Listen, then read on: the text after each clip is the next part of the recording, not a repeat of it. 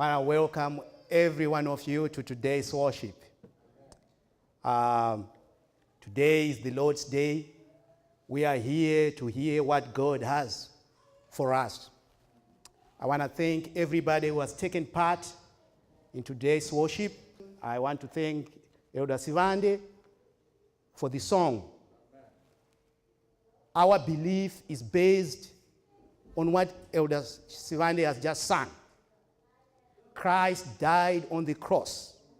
That is what brings us back to God. Thank you for the special song. Today's message, I've titled it, Forgive Him. I was trying to look for a gender-neutral pronoun. It could be forgive her, forgive them. In Chichewa, I would have said, mukururukire, or akururukireni. That is the title of our message today. Mukururukire. Forgive him, forgive her, forgive them. Before I get to that, I want to establish a principle. I want to establish an equation. I want to take you somewhere so that we have an understanding. Then I'll go to forgive him. Let us pray. Father in heaven, we are here to hear from you.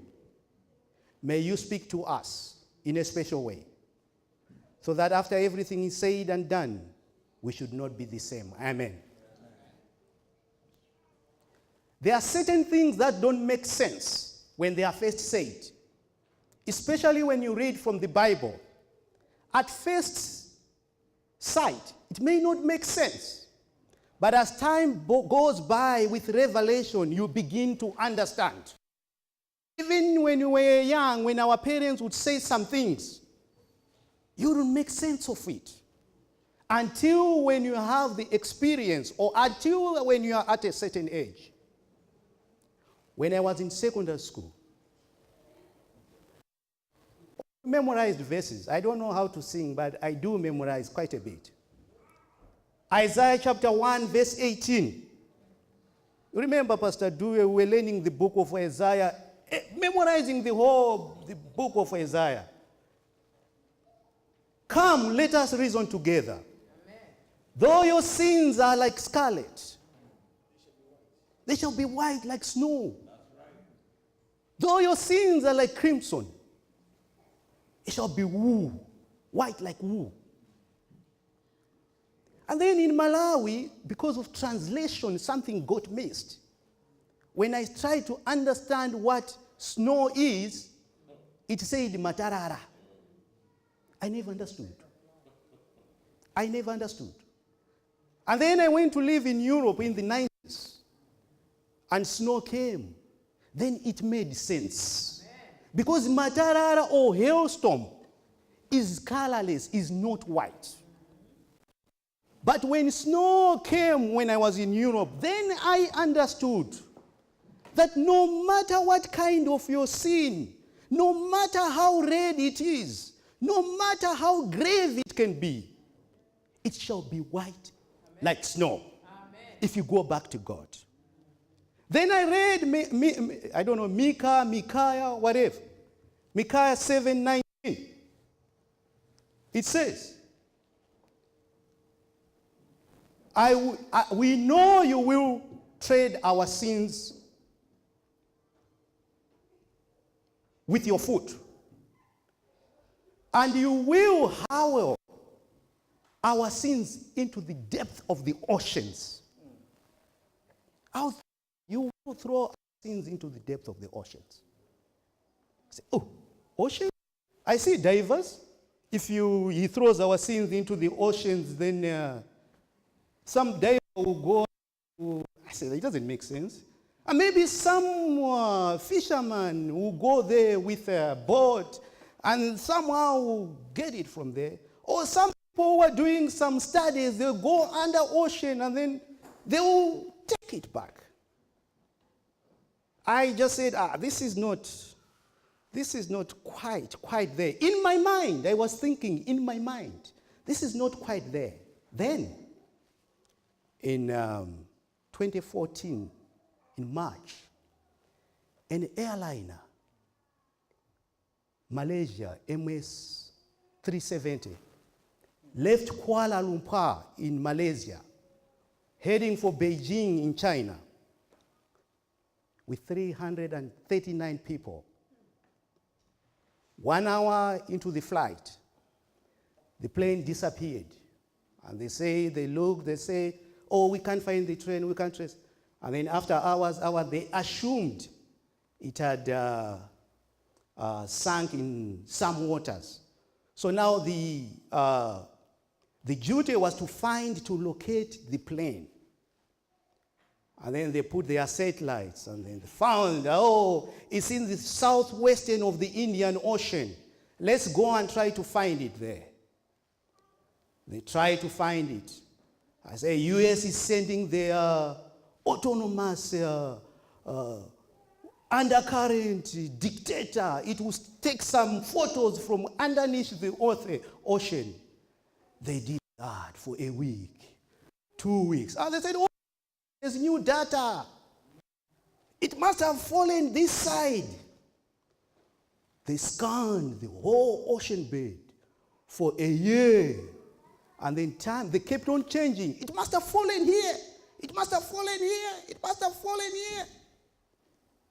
After 2 years, they on the mission. Up to date, that plane with 370 people has never been found. Then it made sense. He will throw our sins into the depth of the oceans because he will not remember, he will never hold them against us.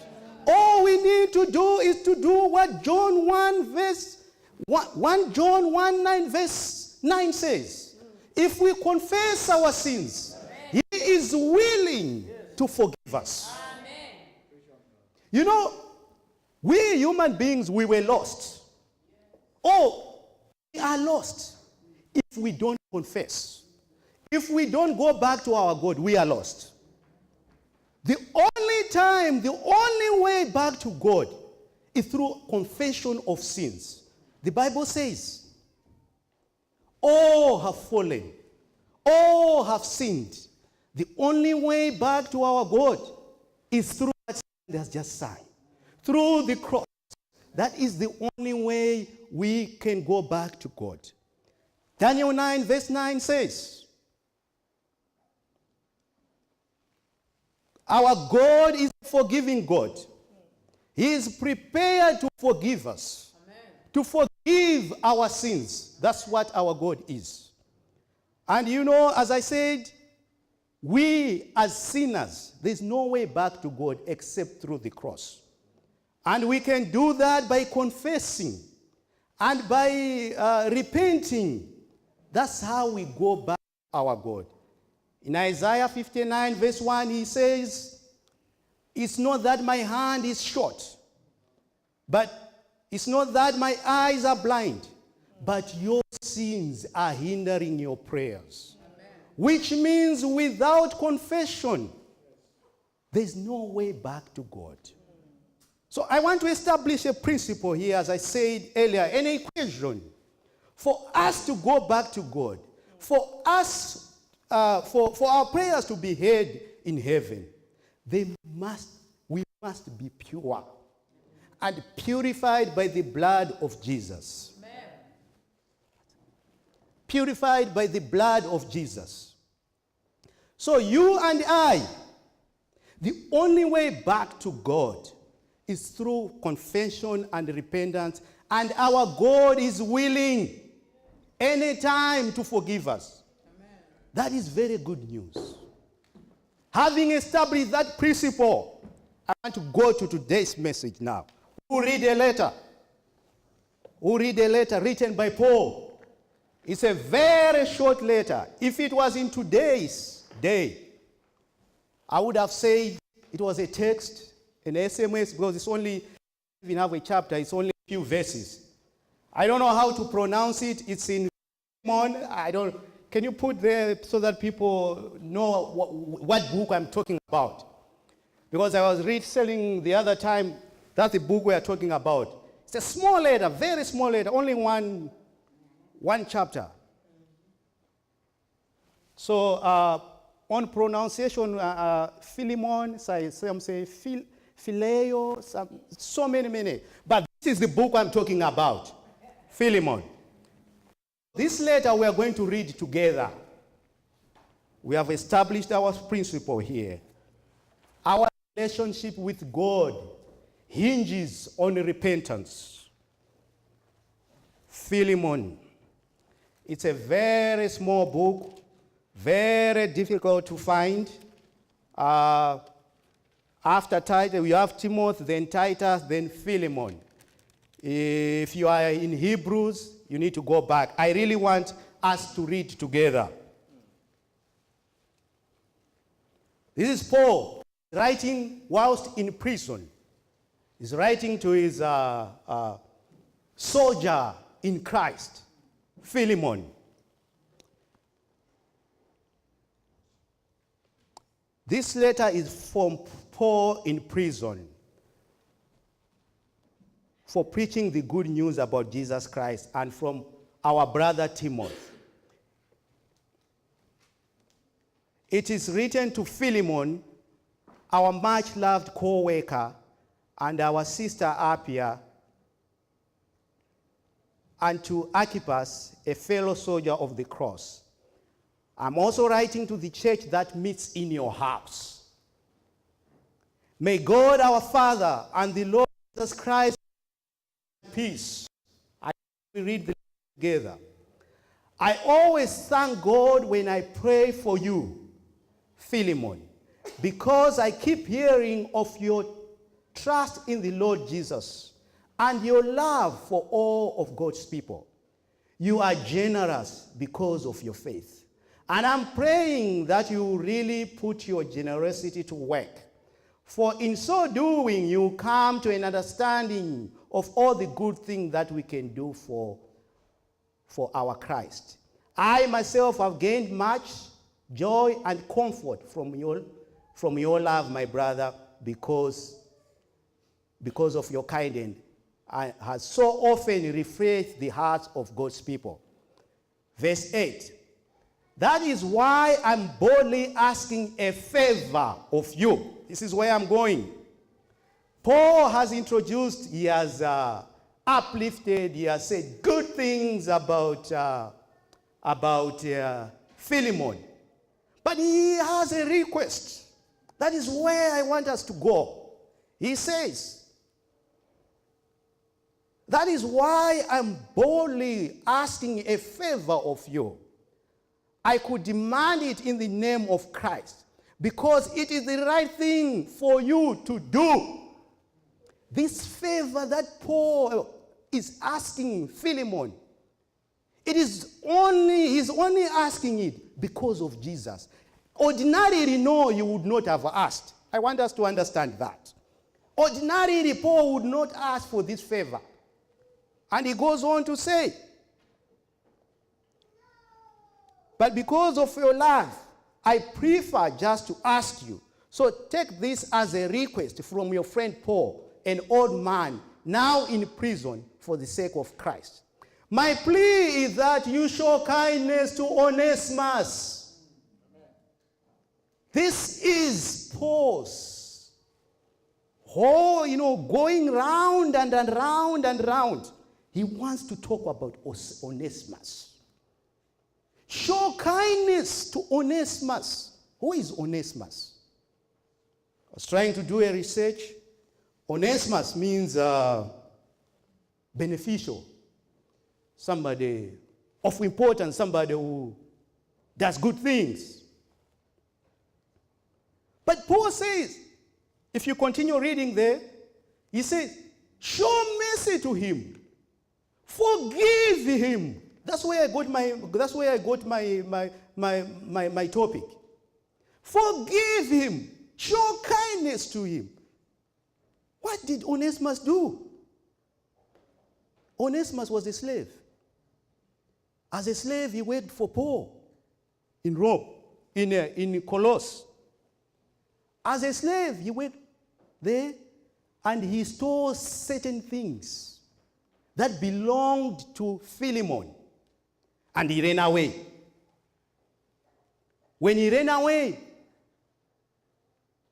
somehow he came into contact with Paul. I wanted to think, because Paul was in prison when he met Onesimus. Before I go there,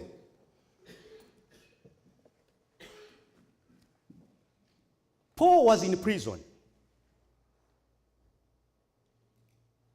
By the Romans. He did not forget to do his duties. When he came into contact with Onesimus, he continued ministering to people even though he was in chains, such that he warned this young man. I was trying to research why Onesimus, how come they met in prison. It was not very conclusive, but there are a lot of theologians here. They will help me at some point. But I would assume that they met in prison. So how can Paul and Onesimus meet in prison? It means that maybe Onesimus was also in prison. He was arrested also, and then he became friendly to Paul. That is a possibility, but it's not clear from what I researched. So my point is, the stealing started in Philemon's house. And now because he had developed that habit, when he went away, he continued with that habit. And now he ended up in prison. This is true to most of us here. Disobeying God, thinking that when we go to Malawi, we are going to obey, is the spirit that has been planted in us. That will never happen. You may be doing one thing here, and then you go back home, you'll be challenged with other things. But the spirit of disobedience has been planted in us. It will not be difficult for us to disobey God, because we have already started here. We who are here, let this strike in our heads, let this sink into our hearts, that we need to be obedient to God wherever we are. Wherever we are. Because the verse that Nunurai read says, we are a chosen generation. Amen. We are special people, peculiar people. I love that verse. If you notice, each time I stand here, that's the verse I use. If maybe next month I'm given to pray, I will use the same verse. Because that verse tells much about we as Christians. And it gives us a mission. A mission to the world. That's what that verse does. We who are here, especially in this country, we need to learn to obey God. Why? Because we are a peculiar people. Amen. Not that we want to be saved, but because God has chosen us as his people. Back to Onesimus. Onesimus is back in prison. And Paul, he meets Paul there. And Paul preaches to him. And now it came time to part. Time to part. When it came time to part, Paul wrote this letter now to Philemon. Because, you see, what Onesimus had done was something very, very grave. The only punishment he deserved was death. A slave stealing from a master? That calls for death penalty. Paul knew this. This man, if released from this prison, if he meets Onesimus somewhere, he meets Philemon somewhere, he will meet his punishment, which is death. So he wrote carefully this letter, basing it on Christ. And the only permit, the only visa Onesimus had was this letter. And now Onesimus is coming. He has been sent by a letter from Paul. He's approaching Philemon's house.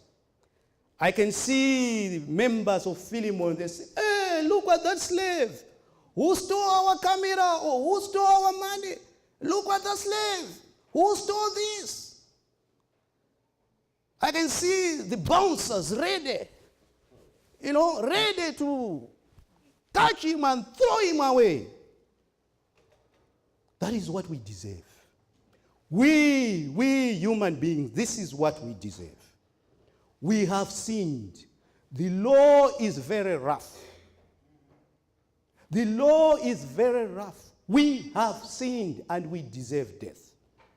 Our only permit is the blood of Jesus Christ.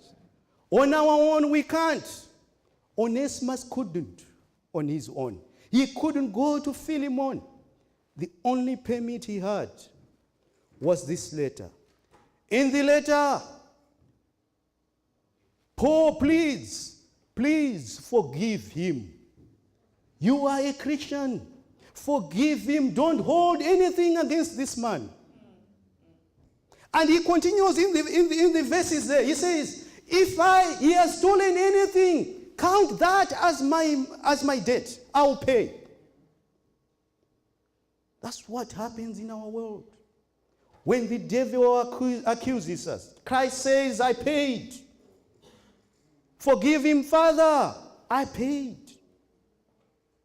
I paid. Now, as we see Paul asking Philemon to forgive Onesimus, this is the message to us here. Forgive him. I don't know who. I don't know who. I don't know what they did to you. Forgive him, her, them. Why? We are created in the image of God. We must have characteristics of God. God is a forgiving God. We must be able to forgive. Amen. There are people who say, hey, this one has done this. And you hear the story. And you say, I think you are right to have a grudge with them. You are right. But that's not what the Bible says to these peculiar people. Forgive. Amen. Forgive them. It doesn't help us not to forgive.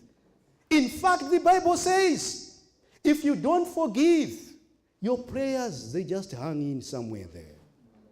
The Bible says, if you are going to the altar, you want to offer sacrifice. And then you remember, I have a grudge with some people. Leave what you are doing, go back and settle that matter. Amen. Because if you don't, you're just wasting your time. Amen. There are people in here who have been wronged big time. A lot of you, if we ask stories, you have been sending money to Malawi or wherever, whichever country, to build a house. And all the money has been squandered. And you have vowed, I will never help even the children. The letter says, forgive him. Amen. Forgive him. Amen. Forgive him. Some here, you brought people from Africa. They came here. And now they are being rude. Even saying bad things about you. And you even wonder. And some you have helped them to get jobs. And when they come to the jobs, they are saying bad things about you. Mukururukire. Amen. Forgive him. Amen. You see, there are certain stories. People say stories. True stories and fake stories. True stories. And you see, sometimes when a story is told, hey, Helepa, this, you know that, yes, of course, they are talking about me, but indeed this is a true story. But then there are certain stories whereby they are not even true at all. They never happened. But they are being said about you. The Bible says, forgive. Amen. Amen. Forgive. You see, there are people in the family. I wonder, in the family, people don't forgive each other. I wonder. Husband, spouse, or whoever does this and that thing is not forgiven. It will be said time and again, time and the Bible says forgive. Remember, when you forgive, you have the characteristics of God. It must go to the depth of the oceans. Amen. It must go to the depth of the oceans. Remember that plane which cannot be recovered, where not even you will be able to take it back. Hey, you remember you did this. I've heard some man from Indianapolis, he said, oh, my pay, my wife has taken it. Oh, what am I going to do? Oh, my paycheck, she has used it. Just went to the bank and everything is gone. No, I'm going to chase her. The Bible says forgive. Amen. Forgive. I know here there are people who have been wronged. Some wrongs have costed people careers. Some wrongs have costed people business opportunities, investments. All the money has been taken. The Bible is simple, is clear, is very clear on what it says. Forgive. Let's turn our Bibles to Ephesians chapter 4, verse 31 and 32. Ephesians chapter 4, verse 31 to 32. Are we there? Be kind and compassionate to one another, forgiving each other. Forgiving it. Imagine if we forgave each other in the families. Imagine if we forgave each other at work, at school. Imagine if our youth forgave each other, because it's just unfortunate that most of the youth are have gone to school, because there's a lot of things that is going on amongst our youth. You know, I'm saying this because I have got some youth children as well. Say, let's go to church. Say, no, I can't go. This and this said this to me. No, forgive. Amen. Forgive. It doesn't matter. These are just not important things. We got to forgive each other. Imagine if we forgave one another in the churches. Imagine if we forgave one another in at our workplaces. Imagine if the country forgave one another for the wrongs. Would we have all these problems we are having? Most of the problems, interpersonal relationships that we have is a result of a spirit of not forgiving. Now, the problem with not forgiving is it's ungodlike. It's ungodlike. If you don't forgive and you expect God to forgive you, the Bible doesn't say that. The Lord's Prayer is very clear. Forgive our debts as we forgive others. That's what the Lord's Prayer says. There is a condition. The condition is, because I've forgiven these people, Lord, you promise you are going to forgive me. So what I said in the beginning, that our Lord is a forgiving God, there is a condition.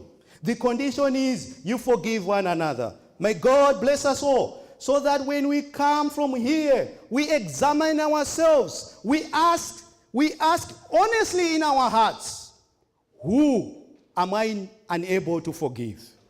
Some people have grudges, big grudges in Malawi. One final story.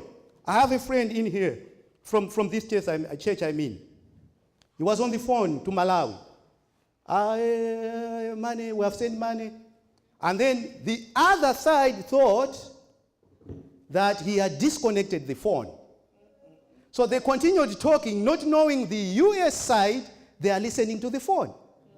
And then he says, he's just sending me money. He's talking a lot of nonsense. Now he just wants me to be doing his job. And yet, when that money was sent, there was also his portion. He's sending all this money to be doing his job, this. And yet, they are related, these people. I think this other person was listening. This other person was listening everything. Even in that situation, forgive. Even when they take your husband, even when they talk this and that about so and so, in that situation, let us forgive one another. Forgiving is godly. May God bless us all so that we be Christ-like. Because us as Christians, we have accepted the way of Christ. I'm preaching to believers. Because we have accepted Christ. This is what is expected of us. Amen. To forgive one another. May God bless us all. Amen.